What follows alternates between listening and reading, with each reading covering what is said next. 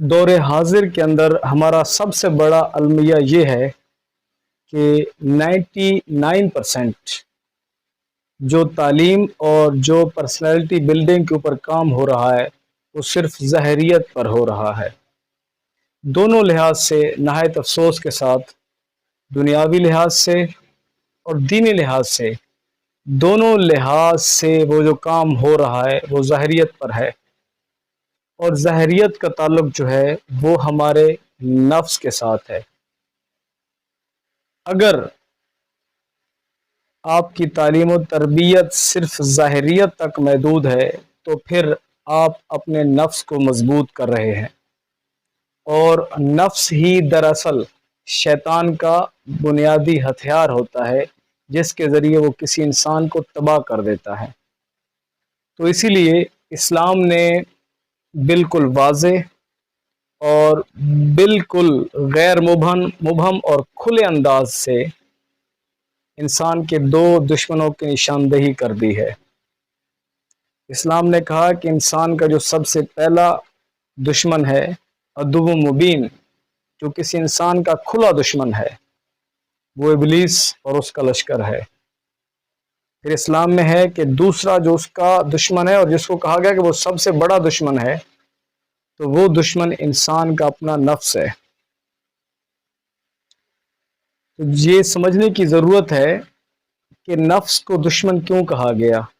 اور نفس کا اور ظاہریت کا آپس میں کیا تعلق ہے۔ یعنی جب آپ کی تعلیم، جب آپ کی تربیت، جب آپ کی موٹیویشن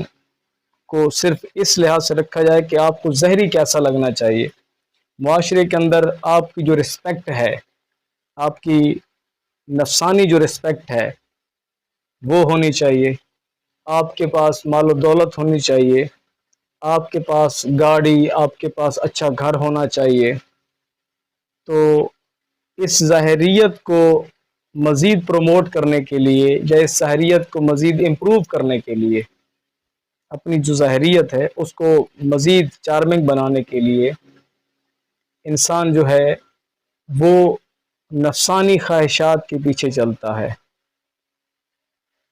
تو انسان پر شیطان کا حملہ جو ہے وہ نفس کے ذریعے ہوتا ہے۔ بغیر نفس کے انسان کے اوپر حملہ کرنے کی جو صلاحیت ہے شیطان میں، وہ نہیں ہے، یعنی وہ نفس کے بنا انسان کے اوپر حملہ نہیں کر سکتا۔ تو وہ حملہ کرتا کیسے انسان کے اوپر؟ تو وہ نفس کو مختلف خواہشات اور مختلف جذبات مہیا کرتا ہے۔ انسان کو جو ہے، انسانی نفس کو جو ہے، شیطان مختلف جذبات دیتا ہے، مختلف خواہشات دیتا ہے، اور وہ خواہشات اسے وہی ظاہریت پر اکساتی ہیں کہ ایسے لگیں گے تو پھر آپ بہت ہی اچھے دیندار لگیں گے، اگر دنیا میں ایسے رہیں گے، یہ ہوگا آپ کے پاس، فلاں ہوگا آپ کے پاس، لوگ آپ کی قدر کریں گے، لوگ آپ کی عزت کریں گے، آپ کے مال و دولت کو دیکھ کر، آپ کی وہ جو دنیاوی حشمت ہے اس کو دیکھ کر وہ آپ کی عزت اور مرتبہ کریں گے۔ تو انسان وہ شیطان کے جو دیے ہوئے جذبات ہیں نفس کے ذریعے ان کو پورا کرنا شروع کر دیتا ہے، یعنی ان کو پورا کرنے میں پریکٹیکلی اپنا کام کرنا شروع کر دیتا ہے، اور جب وہ پریکٹیکلی اس کے دل اور دماغ کے اندر وہی چیزیں بیٹھی ہوتی ہیں کہ اس کی جو زندگی کا مقصد ہے وہ صرف یہ مادیت پرستی ہے، یہ چیزیں ہیں، یہ اس طرح اسے بننا ہے، اور اس طرح اگر وہ بنے گا تو لوگوں میں اس کی قدر ہوگی، لوگ اس کی قدر کریں گے نفسانی لحاظ سے، مطلب اس کی ذات جو ہے، ظاہری جو ذات ہے، لوگ اس کی قدر کریں گے، اس کے سامنے لوگ کھڑے ہوں گے۔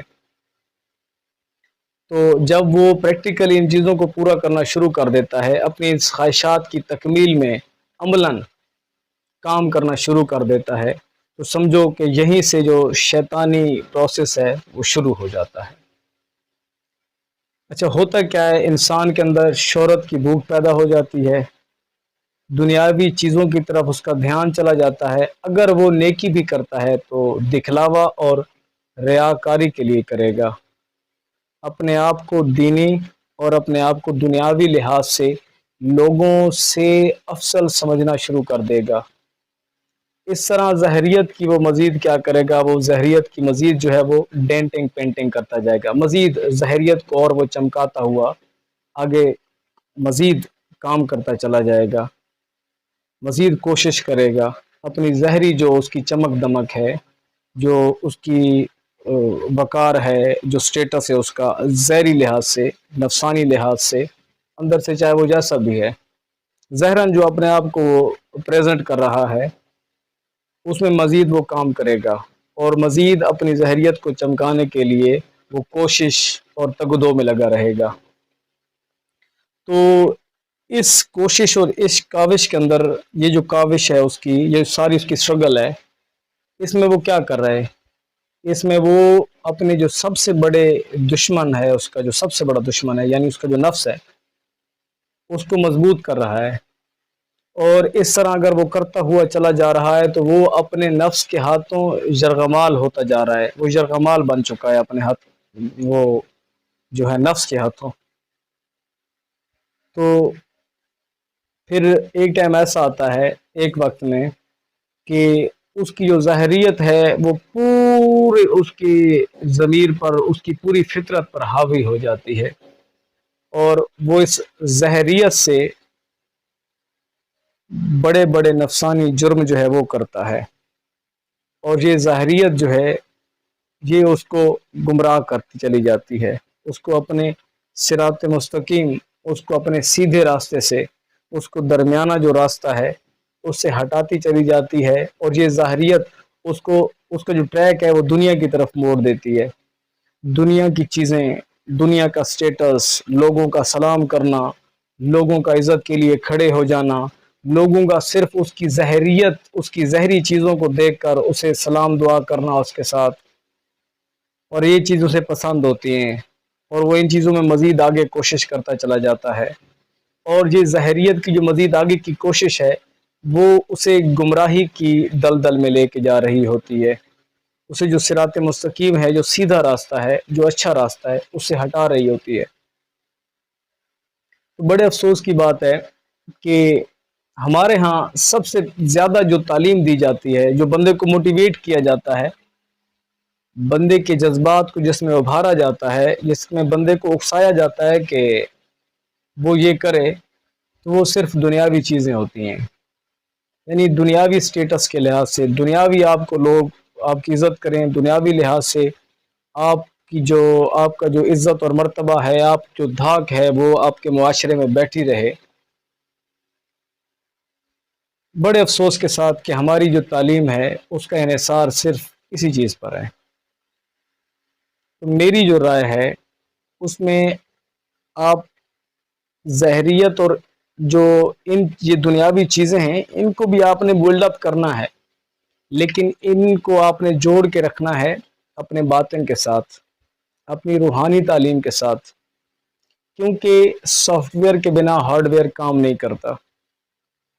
تو جس قسم کا بہترین سافٹ ویئر ہوتا ہے، ہارڈ ویئر کی پرفارمنس اتنی ہی اچھی ہوتی ہے۔ تو روحانی تعلیم جتنی اچھی ہوگی، جسمانی جو آؤٹ پٹ ہے، آپ کی جو ظاہری آؤٹ پٹ ہے وہ اتنی بہترین ہوگی، یعنی اچھے کام اگر وہ کرے گا تو وہ بھی ظاہری لحاظ سے کر رہا ہوگا، لیکن اس کے اندر جو نفسانی خواہش ہے، صرف مادہ پرستی کی جو خواہش ہے، یا مادہ پرستی اس کے اندر جو ہے، وہ خواہش اس کے اندر نہیں ہوگی اگر اس نے اپنی روحانی تعلیم و تربیت بھی کی ہوگی۔ تو ہمیں چاہیے کہ ہم اپنی جو